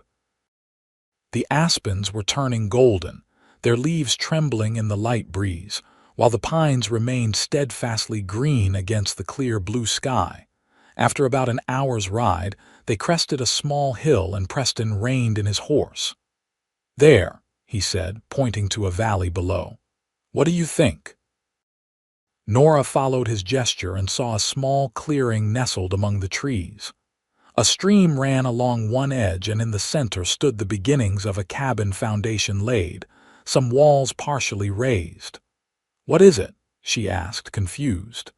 Land I purchased last spring, Preston explained. 40 acres with water rights. Good soil sheltered from the worst winter storms. He paused, then added quietly, I started building a few months ago, when time allows. A cabin? Nora asked, still not understanding. For what purpose? Preston turned to face her fully, his expression earnest. For possibilities, Nora. For a future that might include more than what I have now. Realization dawned, and Nora felt her heartbeat quicken. You're building this for us. I'm building it for hope, Preston said carefully. For what might be if you choose it when your contract ends. Emotion welled in Nora's chest, joy mingled with uncertainty. Preston, I don't know what to say. This is too much, he asked, suddenly looking uncertain. Too presumptuous. No, she assured him quickly. No, it's beautiful and thoughtful. And perhaps a little presumptuous, she added with a smile to soften the words. Preston ducked his head, a rare bashfulness overtaking his usual confidence. I wanted you to know that what I feel isn't casual or temporary, that I'm planning for more than just the present. May I see it? Nora asked, genuinely curious about this physical manifestation of Preston's hopes. They dismounted and tied the horses to a young aspen before walking down to the clearing. Up close, Nora could see that the cabin, though incomplete, was being built with care and skill. The foundation was solid stone, the partial walls made of sturdy logs carefully notched and fitted together. It will have 3 rooms to start, Preston explained as they walked around the structure. A main living area with a fireplace, a bedroom, and a smaller room that could be whatever is needed. A nursery, perhaps, Nora suggested softly. Preston's eyes met hers, filled with a vulnerability she rarely saw in him. Perhaps, if that's something you might want, someday. Nora reached out and took his hand, her heart full of emotion she could no longer entirely contain. Preston, I can't pretend I know exactly what the future holds, but I do know that when my contract ends, I don't want to leave Caldwell, or you. Preston's fingers tightened around hers. Nora, I know we agreed to wait, she continued quickly. And there are still 2 months left on my contract. But seeing this, knowing you've been planning, hoping, I needed you to know that your hopes aren't misplaced. For a long moment, Preston simply looked at her, his expression a mixture of relief and joy. Then he raised her hand to his lips and pressed a gentle kiss to her knuckles. 2 more months, he said, his voice rough with emotion. And then, if you still feel the same, I have a question I very much want to ask you. Nora smiled through the tears that had somehow gathered in her eyes. I look forward to hearing it. They stood together in the clearing, hands clasped, surrounded by the physical beginnings of a shared dream. Whatever uncertainties the future might hold in that moment, Nora knew with absolute clarity that her heart had found its home.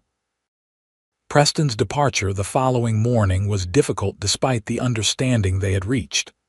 As he mounted his horse in the pre-dawn light, Nora stood on the porch, arms wrapped around herself against the chill. Remember what I said, Preston told her, his expression serious. Any trouble at all, go to Joshua or Samuel immediately. I will, Nora promised, though I'm sure everything will be fine. Safe travels, Preston. He held her gaze for a long moment as if memorizing her face. 10 days at most, he said. Take care, Nora. As she watched him ride away, Nora felt an unexpected sense of foreboding. She dismissed it as simple sadness at their temporary separation and turned back to the house to begin her day. The first few days of Preston's absence passed uneventfully. Samuel drove Nora to and from school as arranged, and Joshua checked in regularly to ensure all was well at the house. Eleanor kept Nora busy with autumn preserving and preparations for the coming winter, leaving little time for her to dwell on Preston's absence. On the 4th day, however, trouble arrived in an unexpected form. Nora was just dismissing her students when Augustus Hargrove appeared in the doorway of the schoolhouse. Miss Patterson, he said smoothly, removing his hat. Might I have a word? Nora glanced at Samuel, who waited outside with the wagon, then back to Hargrove. My driver is waiting, Mr. Hargrove. Perhaps another time. This won't take long, Hargrove insisted, stepping further into the room. It's a matter of some importance regarding your contract. A chill ran down Nora's spine, but she maintained her composure. My contract is with Mr. Vance. Any discussions regarding it should include him. Ah, but that's precisely the point. Hargrove smiled, the expression not reaching his cold eyes. Vance's absence provides us with an opportunity to discuss a potential transfer of that contract. Transfer, Nora repeated, alarm growing. Indeed. I'm prepared to offer Vance a substantial profit on his investment, say, $1,500 for the remaining 2 months of your contract. It's a generous offer that any businessman would find difficult to refuse. Nora gathered her papers with deliberate calm, though her hands wanted to shake. Mr. Vance is not interested in selling my contract, Mr. Hargrove. He's made that quite clear. Has he? Hargrove raised an eyebrow. Strange. My sources in Boise indicate he's experiencing some financial difficulties. The bank is calling in several of his loans early. $1,500 could solve many problems for a man in his position. The information struck Nora like a physical blow. Preston had never mentioned financial troubles, but she recalled his comment about the bank in Boise handling his larger transactions. Could Hargrove be telling the truth? Whatever Mr. Vance's business with the bank, I'm certain he wouldn't consider transferring my contract, Nora said firmly. Now, if you'll excuse me, it's getting late, and I need to return to the ranch. She moved to step around him, but Hargrove shifted to block her path. Consider my offer carefully, Miss Patterson. 2 months under my roof would pass quickly enough, and I can be a generous employer to those who accommodate my requests. The implication in his words was unmistakable, and Nora felt a surge of revulsion. Move aside, Mr. Hargrove. My driver is waiting and people know where I am. For a tense moment, Hargrove remained in place, his eyes hard as he assessed her defiance. Then, with deliberate slowness, he stepped aside. Think about what I've said, he advised as she passed him. Vance may not have a choice in the matter if his financial situation is as precarious as I've heard, and if that's the case, you might prefer to have some say in where you land. Nora didn't dignify his words with a response, marching straight out to where Samuel waited with the wagon. As they drove away, she could feel Hargrove's eyes on her back, and a sense of dread settled in the pit of her stomach. "Everything all right, Miss Patterson?" Samuel asked, noting her pale face. Mr. Hargrove was being difficult, Nora said carefully. "Samuel, do you know if Mr. Vance is having financial problems?" The blacksmith frowned. "Not that I've heard. The ranch is doing well this year, good calf crop, plenty of hay put up." "Why do you ask?" "Just something Mr. Hargrove implied." Nora hesitated, then decided Samuel should know the full story. "He offered to buy my contract from Mr. Vance, said he'd pay $1,500 for the remaining 2 months. Samuel let out a low whistle. "That's a mighty steep price for 2 months' work." "Yes, and he suggested Mr. Vance might be forced to accept due to loans being called in by the bank in Boise." The blacksmith's frown deepened. "That doesn't sound right. Preston's always been careful with money, more conservative than most ranchers around here. But I suppose anything's possible." He glanced at Nora. "Don't worry, Miss Patterson. Preston would never sell your contract, especially not to Hargrove. He knows what kind of man Hargrove is." Nora nodded, though the seed of worry had been planted. What if Preston truly was in financial difficulty? What if he had no choice but to accept Hargrove's offer? That evening, she shared her concerns with Alina, who dismissed them outright. "Augustus Hargrove is a snake," the older woman declared. "He's trying to frighten you, nothing more. Preston would never sell your contract, regardless of any financial considerations. He'd sell his own horse first." Nora wanted to believe her, but the days that followed did nothing to ease her worries. Twice more, Hargrove appeared at the schoolhouse at dismissal time, each time with the same offer and increasingly disturbing hints about Preston's financial situation. When Samuel confronted him on the third occasion, Hargrove merely smiled and said he was having a friendly conversation with the town's teacher, nothing more. By the 8th day of Preston's absence, 2 days before his expected return, Nora was a bundle of nerves. Hargrove's persistent attention had not gone unnoticed in the small community, and whispers had begun to circulate. Several mothers had approached Nora after school, expressing concern about Hargrove's interest and offering their homes as sanctuary if needed. On the afternoon of the 9th day, as Nora was gathering her teaching materials, the schoolhouse door opened to reveal not Hargrove, but his young wife, Vivian. "Mrs. Hargrove," Nora acknowledged warily. "What can I do for you?" Vivian closed the door behind her and approached Nora's desk with uncharacteristic hesitation. "Miss Patterson, I've come to warn you." "Warn me," Nora repeated, surprised, "about Augustus." Vivian glanced nervously toward the door. "He's determined to acquire your contract." "More determined than I've ever seen him about anything." Nora studied the younger woman's face, noting the shadows under her eyes and a fading bruise at her temple partially concealed by powder. "Has he hurt you, Vivian?" Vivian's hand flew to her temple. I fell. It's nothing." She straightened, visibly gathering her courage. "That's not why I'm here. Augustus has gone to meet Preston Vance on the road from Boys. He left this morning with 2 of his men. Alarm shot through Nora. What do you mean, gone to meet him? He plans to intercept Mr. Vance before he reaches Caldwell. He has papers for a transfer of your contract, and he intends to persuade Mr. Vance to sign them. Vivian's voice dropped to a whisper. He took guns, Miss Patterson.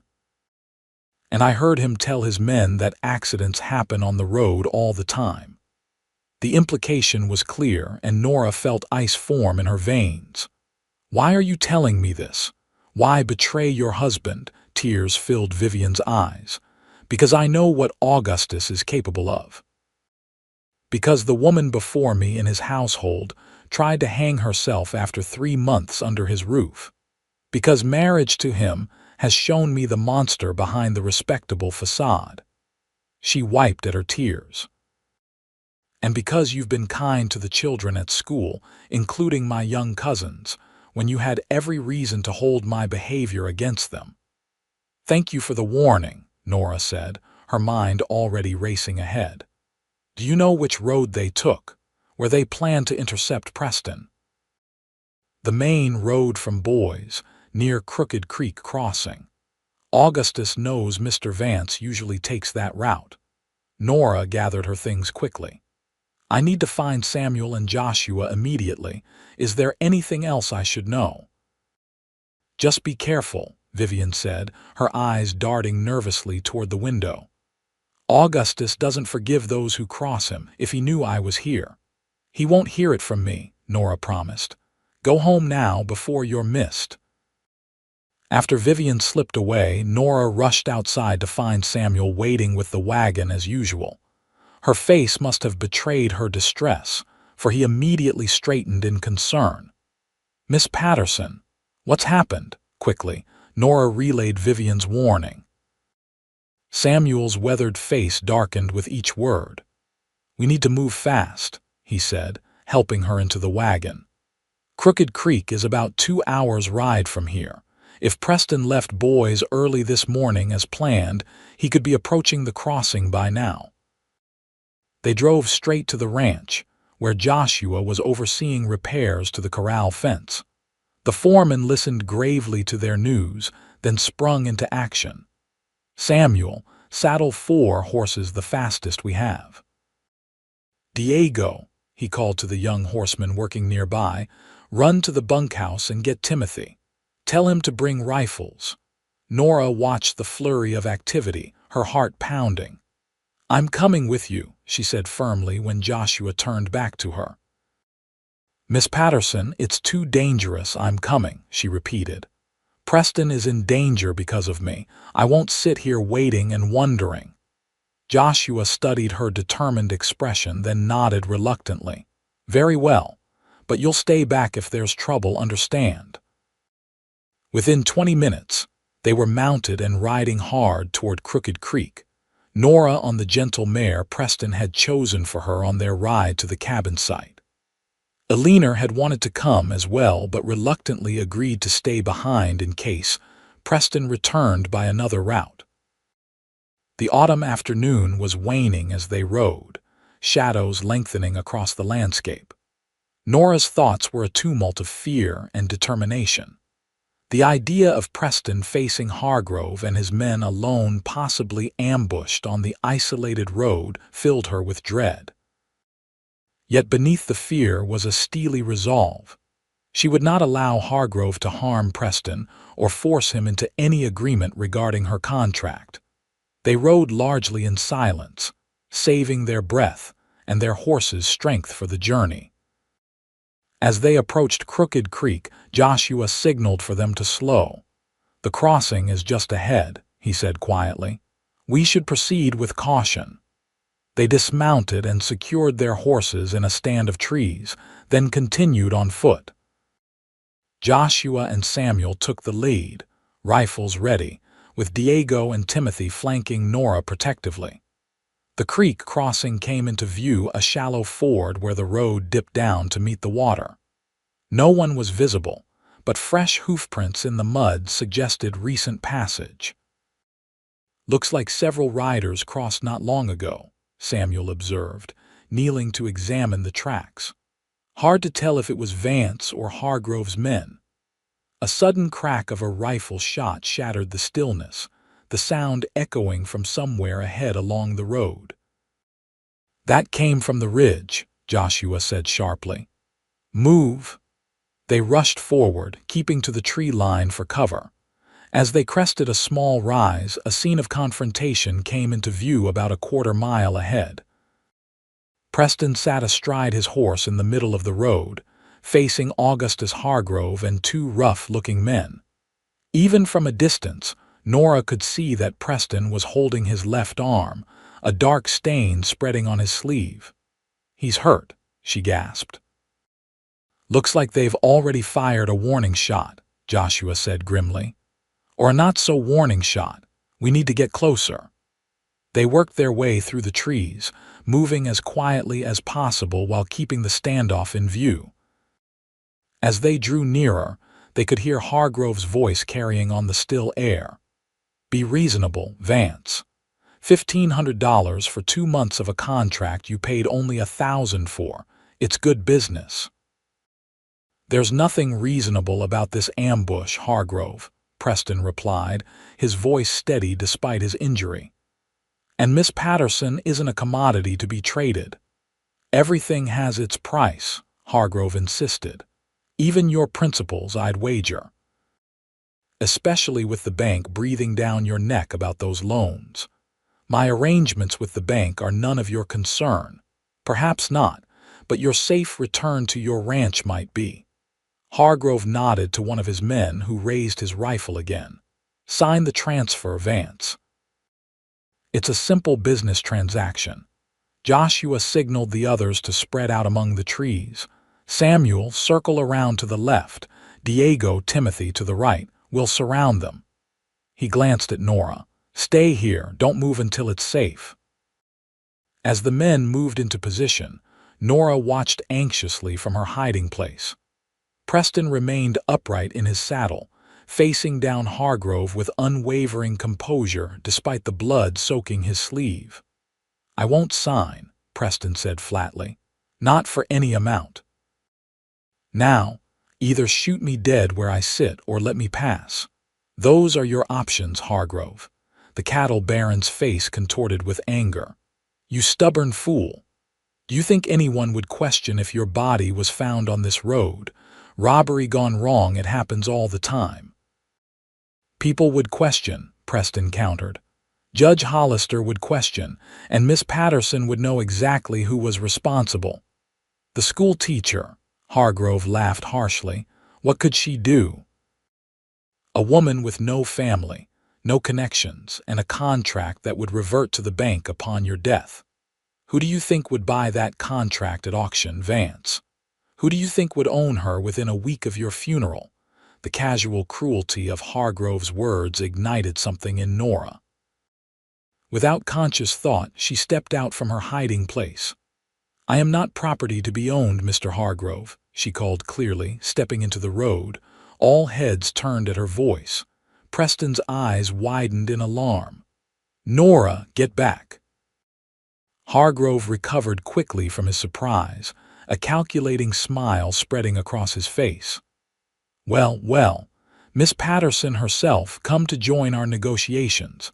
How convenient." Nora walked forward steadily, ignoring Preston's urgent signals to take cover. "There are no negotiations to be had, Mr. Hargrove.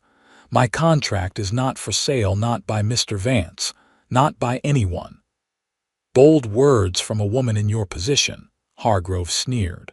"Perhaps you've forgotten that you're legally bound to whoever holds your contract. Your preferences don't enter into it. Perhaps you've forgotten that you're outnumbered," came Joshua's voice as he emerged from the trees, rifle aimed at Hargrove. Samuel, Diego, and Timothy appeared as well, their weapons trained on Hargrove's men. Hargrove's face darkened with fury as he realized the trap he'd fallen into. "This is a private business matter," he blustered. "You have no right to interfere." Ambushing a man on a public road hardly constitutes private business, Samuel observed dryly.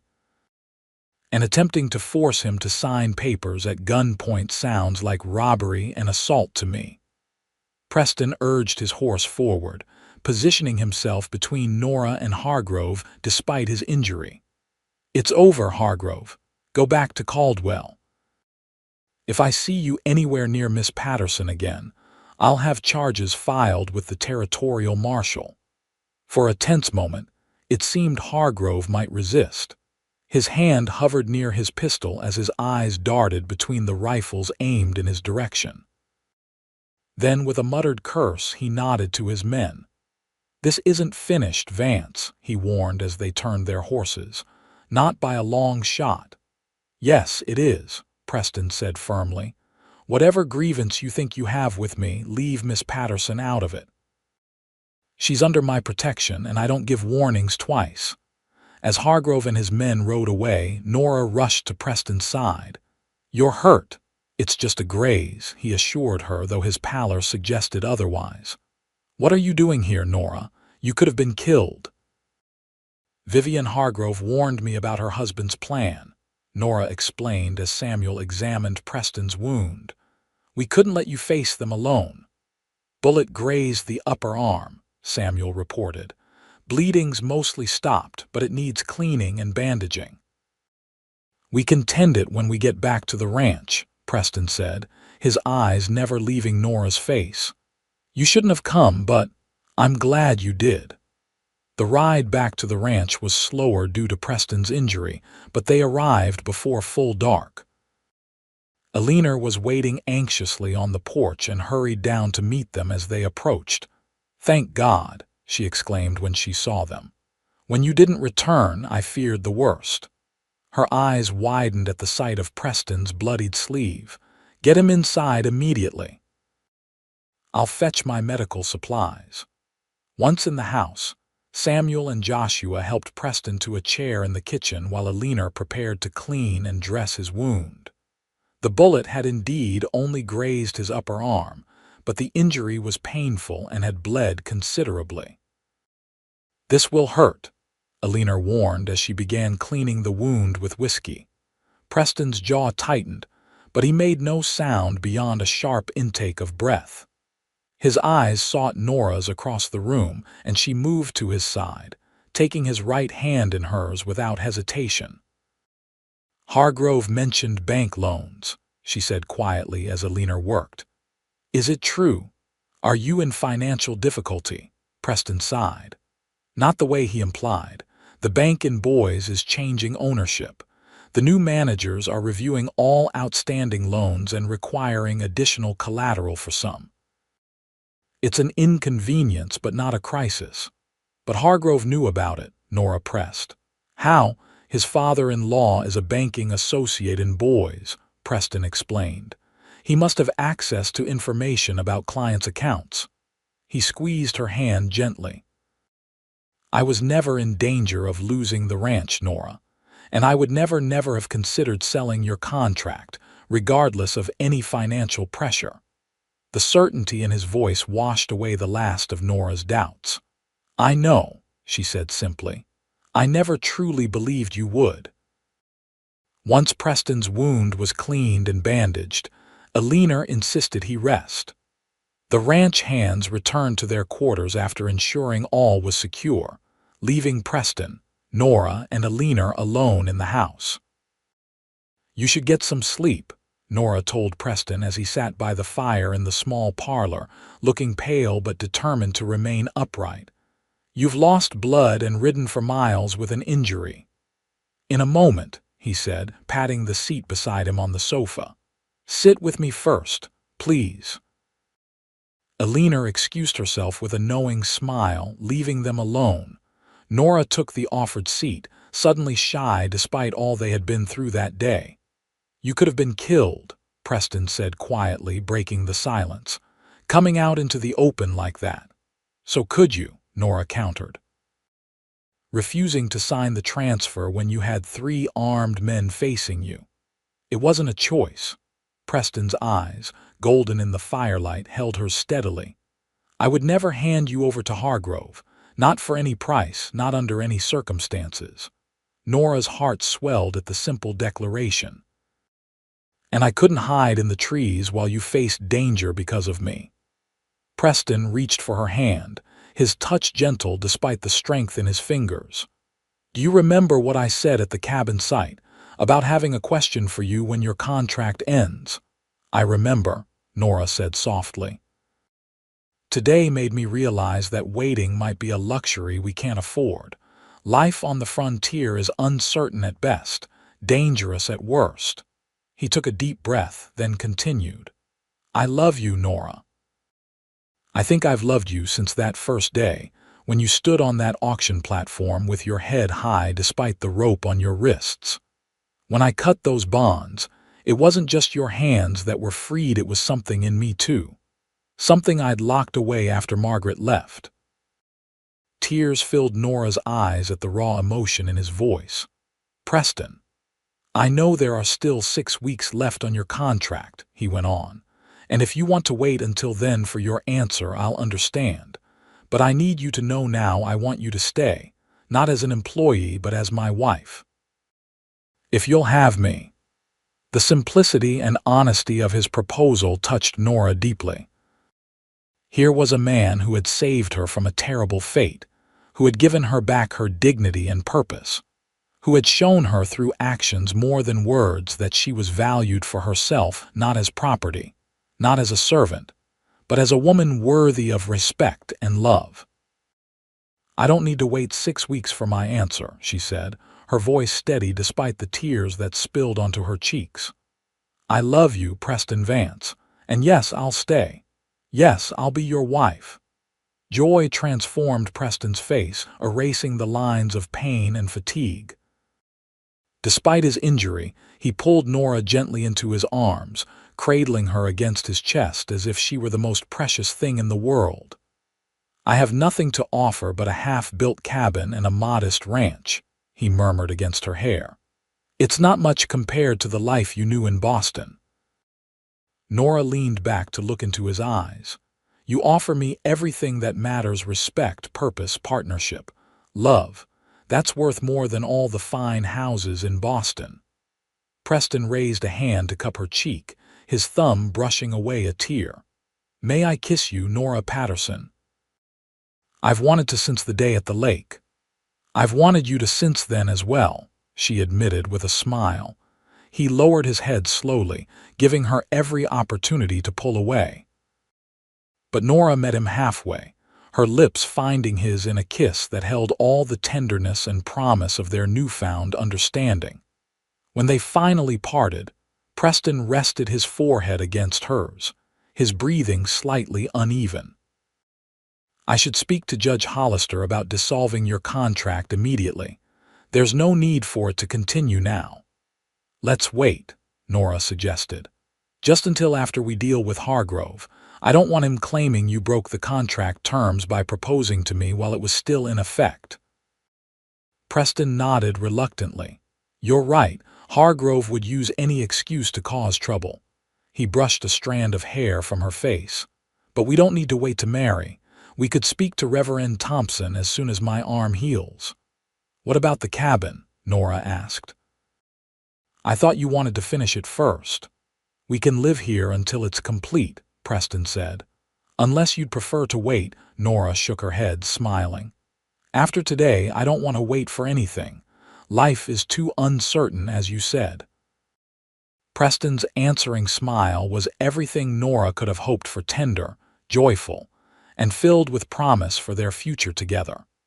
The news of their engagement spread quickly through the small community. Most responded with warm congratulations, though there were inevitably some whispers about the unusual circumstances of their meeting.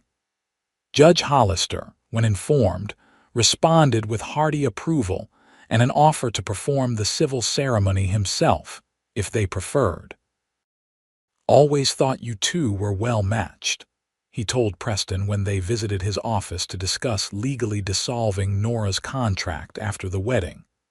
From the moment I saw you dancing together at my social, the way you looked at each other, well, It was only a matter of time. Augustus Hargrove, unsurprisingly, was less enthusiastic about the development. Though he made no further direct approaches to either Preston or Nora, his influence was felt in small, spiteful ways, a sudden difficulty in securing certain supplies from merchants who depended on his business, rumors circulating about Preston's financial status, insinuations about Nora's character. "He's a petty man used to getting his way," Alina observed when a shipment of winter supplies they had ordered failed to arrive. "But he'll tire of his games eventually, especially when he sees they have no effect." The wedding was set for the first Saturday in October, just 3 weeks after Preston's return from Boys.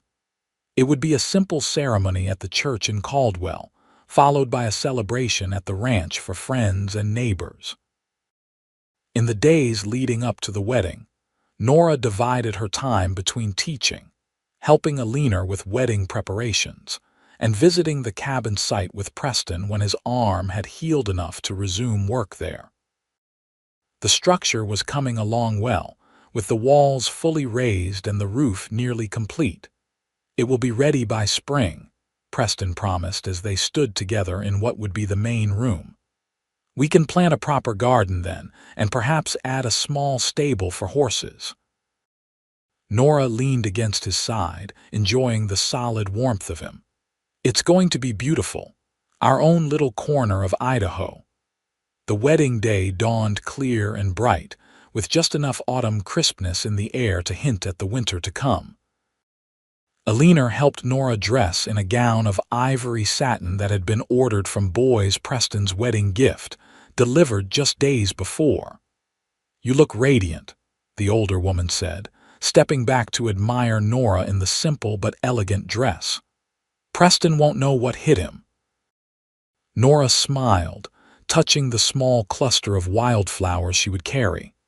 "I can hardly believe this is happening.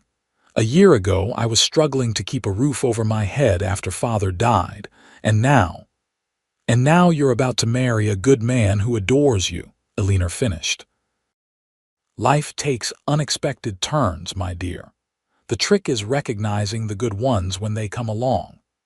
Samuel drove them to the church in Preston's best wagon, decorated with ribbons and flowers for the occasion.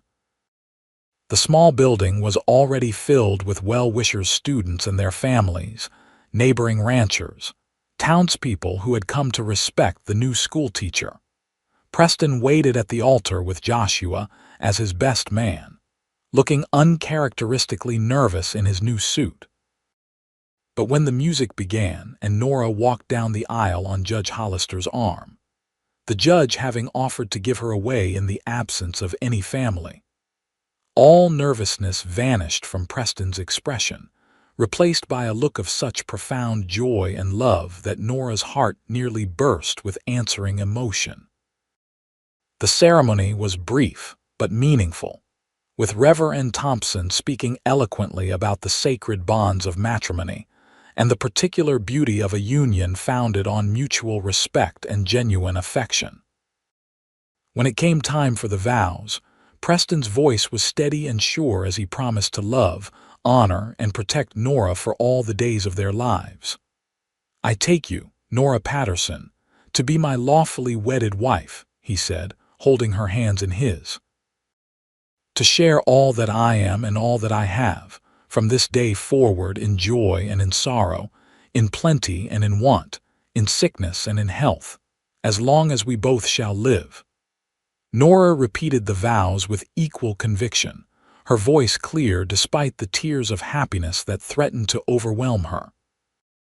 When Preston slipped the simple gold band onto her finger, another gift from Boys, but one she had seen before the ceremony, she felt as if her joy might lift her right off the church floor. "By the authority vested in me," Reverend Thompson concluded, "I now pronounce you husband and wife. Mr. Vance, you may kiss your bride." Preston needed no further invitation. His kiss was gentle but filled with promise, appropriate for a church setting but leaving no doubt about the depth of his feelings. As they turned to face the congregation as man and wife, Nora caught sight of Vivian Hargrove slipping into the back of the church.